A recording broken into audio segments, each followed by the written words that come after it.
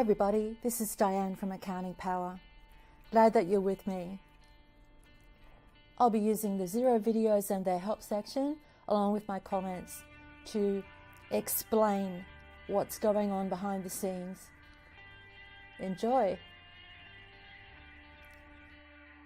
One of the hidden secrets of Xero is the ability to open a screen in a new tab.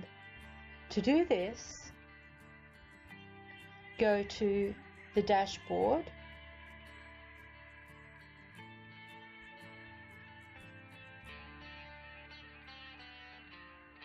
there it is, and right click, open a new link, open a new tab, and there it pops up over there. You see it opening? I'll just get rid of that. Okay, so now we have so now we have two demo companies. As you can see, they're in new tabs. So a different set of data will be in each, in terms of that one of them won't be updated with what you are working on. You will have to refresh it, as I'm showing you here.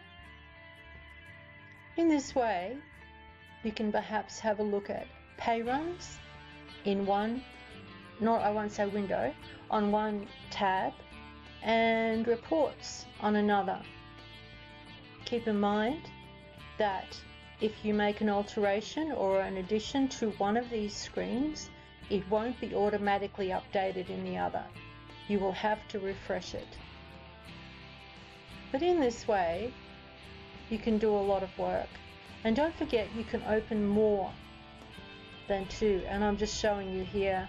Don't be misled by those three lines. That is not where you do it. It's in the dashboard, that dashboard name.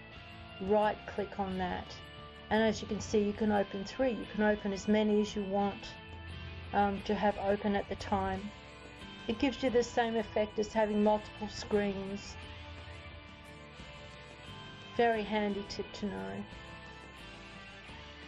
If you want to open another company's Xero account, you must open a new browser, either in Chrome or in Internet Explorer. You cannot have two different companies open in the same browser.